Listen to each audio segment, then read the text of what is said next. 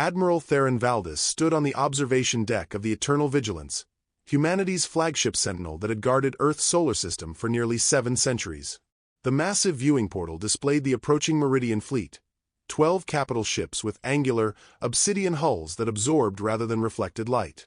"They've breached the outer defensive line," reported Commander Lysithea Reeves, her weathered face betraying none of the tension that must have been coursing through her veins.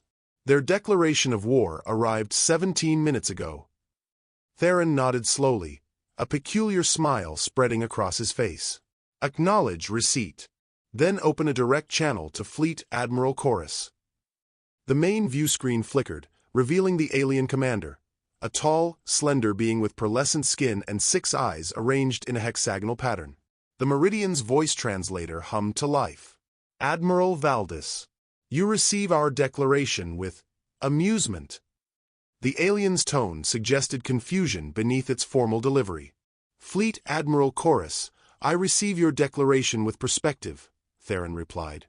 "Humanity hasn't faced interstellar conflict in 35 centuries. We've forgotten what it means to mobilize for war."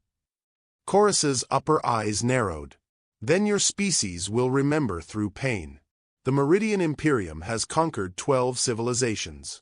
Your resources will serve our expansion." "You misunderstand," Theron said, his smile unwavering. "We haven't forgotten how to fight. We've simply evolved beyond needing to demonstrate our capabilities." Behind him, Lieutenant Orion Tavares approached with a datapad. "Sir, Protocol Lazarus has been initiated. The archivists have approved access to the vault." Theron nodded.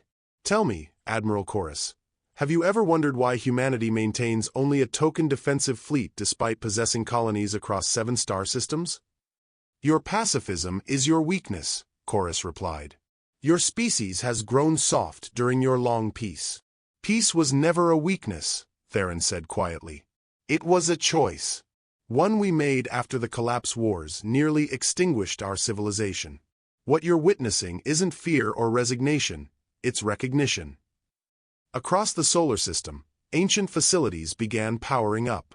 On Mars, in the deep underground complex beneath Olympus Mons, Archivist Primarch Alara Nemeus placed her palm on a biometric scanner that hadn't been activated since before the Meridians had achieved spaceflight. "The vaults are opening," Lysithea whispered, reading from her monitor. "All 7 of them." Theron leaned forward. "Admiral Chorus, I suggest you reconsider your declaration. Humanity didn't maintain peace for 3.5 millennia because we forgot how to wage war. We maintained peace because we remembered all too well." Throughout the Sol system, massive hangar doors that had been sealed since before the dawn of the modern age began to slide open, revealing the terrible weapons that humanity had locked away, not out of fear, but out of wisdom. The Meridian fleet pressed forward, undeterred by Theron's warning. Their formation split into 3 prongs, a classic encirclement pattern designed to overwhelm Earth's relatively modest orbital defenses. "They're not backing down," Lysithea observed. "They were always going to need a demonstration," Theron replied, his expression hardening. "Archivist Nemeus, what's our status?" Ilara's holographic projection materialized on the bridge. Behind her, technicians worked feverishly to restore ancient systems. "The Phoenix Array is at 60%, Admiral. We're bringing the deadless platforms online now." On Ceres, inside a hollowed-out section of the dwarf planet, Dr. Pytheas Montrose supervised the awakening of weapon systems that had been sleeping since the final days of the collapse wars. His team worked methodically, reactivating quantum entanglement nodes and checking fail-safes that had been meticulously maintained through the centuries. "Deadless online," Pytheas reported. "Targeting matrices integrating with modern defense networks." The Meridian ships launched their first salvo, energy weapons that tore through the outer defensive satellites as if they were paper. Chorus's face reappeared on the view screen. "Your technology is primitive," the alien commander stated. "Surrender your worlds and your species will be permitted to exist under Meridian rule." Theron's smile returned, though it carried no warmth. "You've destroyed automated defenses that we keep as a formality, Admiral Chorus. They're relics, like ceremonial guards at a palace. They were never meant to stop a determined assault." As if on cue, The space between Mars and Jupiter rippled. Dozens of platforms materialized, previously hidden by phase-shifting technology that had been considered mythical by most modern humans. 3,500 years ago, Theron continued, humanity fought itself to the brink of extinction. When we finally achieved peace, we didn't disarm, we contained. The weapons you're about to face weren't built to fight aliens, Admiral. They were built to end worlds. On Luna, within the sealed Tycho crater facility, Major Isolde Tyrannis completed the reactivation sequence for the quantum displacement array. The massive installation had remained dormant since before humans had established their first extrasolar colony. Phoenix Array at full capacity, Ilara announced. Awaiting your command, Admiral. Theron stood straight, his shoulders squared. Final warning. Admiral Chorus. Withdraw your forces from Sol immediately. The Meridian commander's 6 eyes blinked in sequence, a gesture of contempt in their culture. Your threats are as empty as your defenses. As you wish. Theron nodded to Lysithea. Initiate Prometheus Protocol. From Jupiter's orbit, a pulse of energy unlike anything the Meridians had encountered rippled outward. It wasn't directed at their ships but seemed to wash over the entire system. When it passed, their weapons went dead, shields flickered, and propulsion systems sputtered to minimal output. What is this? Chorus demanded, genuine alarm in his voice for the first time. Technology we locked away because it was too dangerous, Theron explained. A quantum suppression field that selectively targets energy signatures not registered in its database. Your ships haven't been rendered powerless, just reduced to the minimum needed for life support and communication. He stepped closer to the view screen. Now then, Admiral, shall we discuss the terms of your surrender? The Meridian flagship drifted helplessly, its once threatening silhouette now appearing vulnerable against the backdrop of space. 11 other capital ships floated nearby in similar states of technological paralysis. This is impossible, Chorus hissed, mandibles clicking in agitation. No civilization possesses such technology. None that you've encountered, Theron corrected. But then, you've only conquered 12 worlds. The galaxy is vast, Admiral.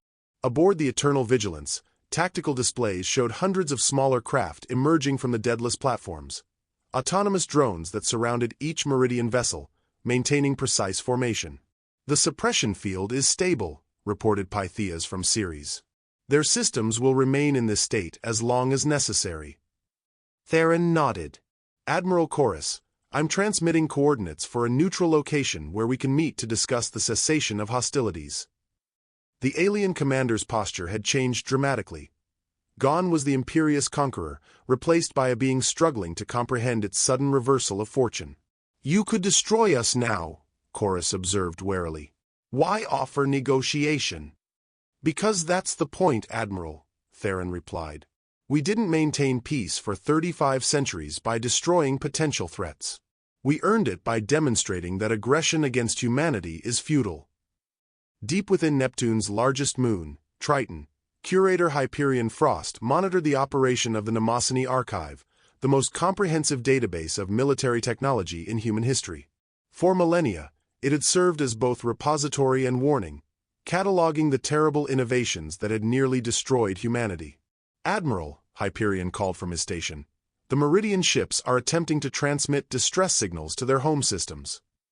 Let them, Theron said. In fact, enhance their transmissions. I want the Meridian Imperium to receive every detail of what's happening here. On Luna, Isolde adjusted the Phoenix Array, fine-tuning its parameters. Sir, we could extend the suppression field to encompass their entire fleet, even beyond our system. Theron considered this. No. We demonstrate capability, not conquest. That's the line we've held for 3,500 years. The bridge of the Eternal Vigilance fell silent as officers contemplated what was unfolding. Humanity had maintained peace for so long that few truly understood the awesome responsibility of wielding the ancient weapons. Admiral Valdis, Chorus finally spoke, his tone subdued. I will accept your invitation to negotiate. A wise decision, Theron replied. In preparation for our meeting, I'm transmitting historical records of humanity's collapse wars. Consider it Educational material. As the data transfer began, Chorus visibly recoiled at the images flowing across his screens. Planets rendered uninhabitable, billions dead, civilizations shattered not by alien aggressors but by human hands turned against themselves. "You did this to your own kind?"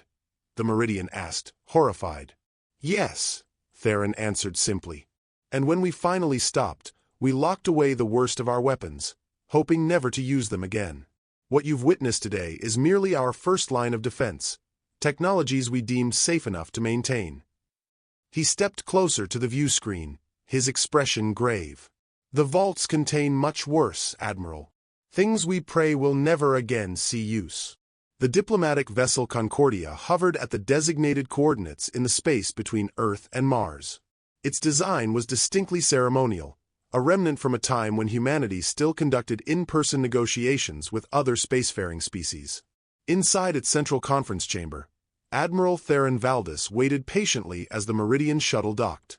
The room was deliberately simple, a circular table surrounded by chairs suited to various physiologies, illuminated by soft light that mimicked a terrestrial sunrise.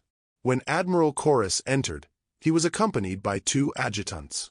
All 3 Meridians moved cautiously, their usual predatory grace diminished by uncertainty. "Welcome aboard the Concordia," Theron greeted them. "Please be seated." Chorus settled into a chair designed to accommodate his elongated spine. "Your demonstration was convincing, Admiral Valdis. The Imperium wishes to understand humanity's terms." Theron nodded to Archivist Alara, who activated a holographic display above the table. It showed the borders of human space, 7 star systems containing 22 inhabited worlds. "Our terms are simple," Theron began. "The Meridian Imperium will recognize these boundaries as sovereign human territory. In return, we offer neither alliance nor aggression, simply peaceful coexistence." One of Chorus's adjutants, a being with elaborate cranial ridges, leaned forward. "This is unprecedented. The Imperium has never withdrawn from a declared conquest." "Perhaps it's time for new precedents," Theron suggested. "We've transmitted proof of our defensive capabilities to your government. They know now what we've known for millennia, that advanced civilizations must either embrace peace or face extinction." On Titan, Saturn's largest moon, Warden Lycaeus Tremaine supervised the preservation protocols for the most dangerous of humanity's weapons. The Tartarus Vault hadn't been opened during this crisis. Its contents were deemed too extreme even for this confrontation. "The Meridian High Command is requesting direct communication," Lysithea announced from her station. A moment later, a new hologram appeared, an elder Meridian wearing ornate armor that signified supreme authority. "I am Sovereign Vextus," the alien declared. "Our analysts have verified your technological capabilities. The Imperium proposes a mutual exchange of knowledge rather than conflict." Theron's expression remained carefully neutral. "Sovereign Vextus, humanity has a saying, those who do not learn from history are doomed to repeat it. We learned our lesson at terrible cost. The technologies you witness today remain under strict control precisely because we understand their destructive potential." "Yet you maintain them," Vextus observed. "As a deterrent," Theron confirmed. "And as a reminder of what we once were, and what we chose not to become again." Chorus studied Theron with all 6 eyes. "You could have destroyed our fleet entirely. Why show restraint?" "Because dominance was never our goal," Theron explained. 3,500 years ago, humanity stood at a crossroads. We could continue developing ever more powerful weapons until nothing remained, or we could acknowledge that true strength lies in choosing when not to exercise power. The room fell silent as the aliens contemplated his words. From their perspective, humanity was an anomaly, a species with superior technology that had deliberately constrained its expansion. "The Imperium will withdraw," Vextus finally declared. "But we request formal diplomatic relations. Your species intrigues us." Theron smiled, not the knowing smile from earlier, but one of genuine relief. "We would welcome diplomatic exchange, Sovereign. Perhaps both our peoples can learn from each other." 1 year after the Meridian incident, Admiral Theron Valdis stood in the newly constructed Harmony Hall in Geneva. The massive structure had been built specifically to house the first interstellar concordat, a gathering of 13 species, including humans and Meridians. They're arriving, Lysithea noted, now serving as Earth's diplomatic attaché. She had traded her military uniform for formal diplomatic attire, though her bearing remained unmistakably that of a commander. Through the great transparent dome overhead, vessels of various designs descended toward the designated landing areas. The Meridian delegation arrived in a ship that bore little resemblance to their warships. This one featured elegant curves and surfaces that reflected rather than absorbed light. A new design, Theron observed. Significant cultural statement. Ilara Nemeus, who had been appointed official archivist for the Concordat, nodded in agreement. They've been remarkably adaptable. Their entire social structure has undergone revision since encountering us. Admiral Chorus, now Ambassador Chorus, approached with a delegation of Meridians. They performed their species' formal greeting, a synchronized pattern of eye blinks and mandible clicks. Admiral Valdis, Chorus acknowledged. The Imperium extends gratitude for your patience during our transition. Theron smiled. Change is rarely comfortable, Ambassador. Humanity required centuries to fully embrace our current path. Around them, representatives from other species mingled, some former subjects of the Meridian Imperium, others long-standing neutral civilizations. The gathering represented an unprecedented shift in galactic politics. In orbit above Earth, the Phoenix Array had been recommissioned as a shared defensive system, protecting not just humanity but all signatories of the nascent Concordat. The deadless platforms remained under human control, but with oversight from a multi-species council. I've been studying your collapse wars, Chorus said as they walked toward the central chamber. We Meridians believed conquest was the only path to security. Your history suggests another possibility. A difficult lesson, Theron acknowledged. For millennia, we expanded outward, searching for threats to eliminate rather than looking inward at the damage we inflicted upon ourselves. They entered the grand circular hall where delegates had assembled around a massive table. At its center stood a simple monument, a sphere of polished obsidian representing the countless worlds that had been lost to conflict throughout galactic history. Sovereign Vextus, now serving as the Meridian Prime Representative, rose to address the gathering. 3,500 years of human peace ended when we misinterpreted restraint as weakness. Today, we acknowledge our error and embrace a new paradigm. From his position at the human delegations table, Theron felt a profound sense of completion. The vaults that had housed humanity's most terrible weapons were being systematically decommissioned, not because the threat had passed, but because a better safeguard had been found in mutual understanding. Later that evening, standing alone on the observation platform overlooking the illuminated gardens of Harmony Hall, Theron was joined by Hyperion Frost, the curator who had maintained the Mnemosyne archive for decades. The last Tartarus-class weapon was deactivated today, Hyperion informed him quietly. After all these centuries, the vaults are truly empty. Theron nodded, watching as representatives from 13 worlds conversed below.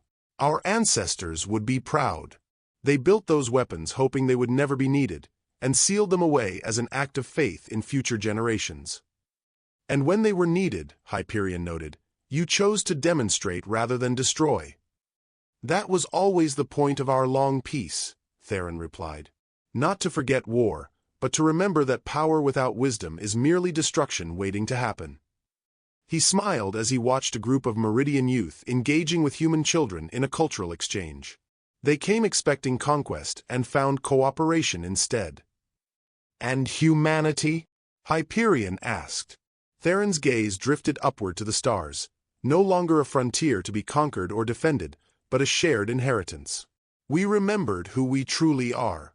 Not warriors who learned peace, but peacekeepers who never forgot how to stand firm when necessary.